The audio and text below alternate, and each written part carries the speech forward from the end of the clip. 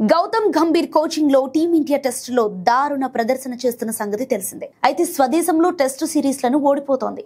ఎన్నడూ లేని విధంగా గతేడాది న్యూజిలాండ్ చేతిలో టెస్ట్ సిరీస్ ను 0-3తో ఓడింది. ఇక తాజాగా సౌత్ ఆఫ్రికా చేతిలో 15 ఏళ్ల తర్వాత తొలిసారి టెస్ట్ మ్యాచ్ ను ఓడింది. గంభీర్ కోచింగ్ టెస్ట్లకు పనికి రావటం లేదు, దూకుడుగా ఆడమంటున్నాడు.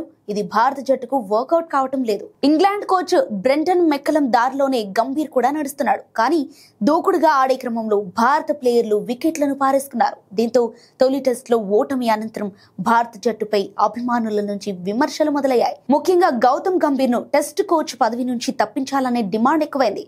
అతన్ని కేవలం పరిమిత ఓవర్లకు మాత్రమే పరిమితం చేయాలని అంటున్నారు. ఇంగ్లాండ్ కు 2 కోచ్లున్నారు. పరిమిత ఓవర్ల క్రికెట్ కు ఒకరు, టెస్టులకు మరొకరు. అదేవిధంగా భారత జట్టుకు కూడా 2 కోచ్లను నియమించాలని అంటున్నారు. భారత స్టార్ వివిఎస్ లక్ష్మణ్ ను టెస్ట్ లో టీమిండియాకు కోచ్ గా చేయాలని అంటున్నారు. ప్రస్తుతం లక్ష్మణ్ జాతీయ క్రికెట్ అకాడమీ డైరెక్టర్ గా ఉన్నాడు. అయితే వివిఎస్ లక్ష్మణ్ టెస్ట్ స్పెషలిస్ట్ అనేది మనకి తెలిసిందే. తన టెస్ట్ కెరీర్ లో టీమిండియాకు అద్భుత విజయాలను సాధించి పెట్టాడు. అటువంటి వివిఎస్ లక్ష్మణ్ టీమిండియాకు టెస్ట్ లో కోచ్ గా అయితే బాగుంటుందని అభిమానులు అభిప్రాయపడుతున్నారు. ఇక టెస్ట్లను ఎలా ఆడాలో ప్రత్యేకంగా లక్ష్మణ్ కు చెప్పాల్సిన పని లేదని ఫ్యాన్స్ కూడా కామెంట్స్ చేస్తున్నారు.